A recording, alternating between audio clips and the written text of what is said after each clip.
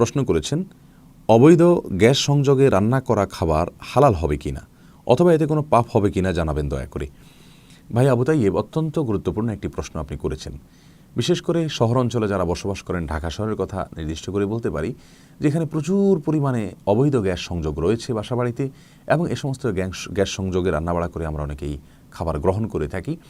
আবার দীর্ঘদিন থেকে আমরা জানি যে বসত বাড়িতে গ্যাস সংযোগ দেওয়া বন্ধ রয়েছে, আর সে কারণে অনেক বাসাবাড়িতে চুরি করে গ্যাসের লাইন নেওয়া আছে এবং সেই গ্যাসের লাইন থেকে রান্নাবাড়া করা হচ্ছে করে আমরা খাচ্ছি। হাজার হাজার মানুষ, লক্ষ লক্ষ মানুষ কাজটি করছেন। তো এই যে খাবারটা আমরা গ্রহণ করছি, অবৈধ গ্যাসের চুলোয় রান্না করে যদি আমরা খাবার গ্রহণ করি, সে রান্না করা খাবার আমাদের জন্য হালাল ভক্ষণ হচ্ছে নাকি হারাম ভক্ষণ হচ্ছে, এটি একটি বড় প্রশ্নের জায়গা।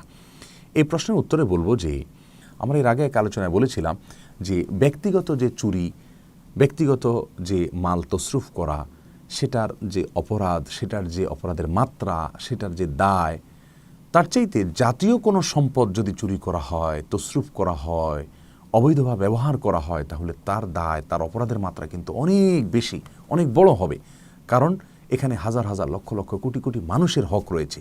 প্রত্যেকের কাছে আমাদের এই দায় থেকে যাবে, প্রত্যেকে আমাদের কাছে পাওনাদার হবে, আমাদের প্রত্যেকে আমাদের বিরুদ্ধে মামলাকারী হিসাবে কিয়ামতের ময়দানে হয়তো দাঁড়াবে।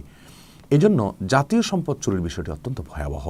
একজন মুমিন চোরাই করা গ্যাস লাইন দিয়ে রান্না বাড়া করে সেখান থেকে খাবার গ্রহণ করলে তিনি যদি ইবাদতবন্দি করেন, ইবাদতের স্বাদ পাওয়ার কথা নয়, তিনি ইবাদতের স্বাদ পাবেন না, তার ইবাদত করতে ভালো লাগবে না, তার নেক আমলের স্বাদ থেকে তিনি বঞ্চিত থাকবেন। প্রিয় দর্শক, যা আমাদের অনেকের ক্ষেত্রেই হচ্ছে।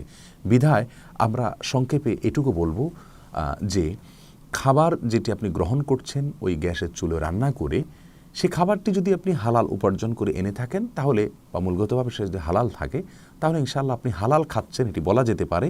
কিন্তু হারামের সহযোগিতা নিয়ে হালাল খাচ্ছেন, যার কারণে একটি কবিরা গুনাহ করে তারপরে আপনি হালালটা খাচ্ছেন।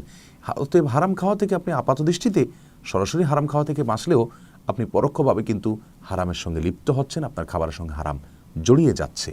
এই বিষয়টিকে আমরা ছোটো একটি উপমার মাধ্যমে বুঝতে পারি। মনে করেন কেউ একটি চোরাই করা প্লেটে খাবার গ্রহণ করলেন, তাহলে তার খাবারটা যদি হালাল থাকে এবং হালাল উপার্জন থেকে তিনি খাবার এনে থাকেন, সংগ্রহ করে থাকেন, তাহলে তিনি হালাল খাচ্ছেন বলা যাবে, কিন্তু হারাম প্লেটে খাচ্ছেন, হারাম প্লেটের সহযোগিতা নিয়ে খাচ্ছেন, বিধায় তার খাবারের সঙ্গে হারামের একটা সংশ্লেষ হয়ে গেল। তবে তিনি যে খাচ্ছেন সেটাকে হারাম খাচ্ছেন এমনটি সরাসরি বলা যাবে না, কারণ এই গ্যাসটা তিনি খাচ্ছেন না, হালাল খাবারটা হারামের সহযোগিতা নিয়ে খাচ্ছেন,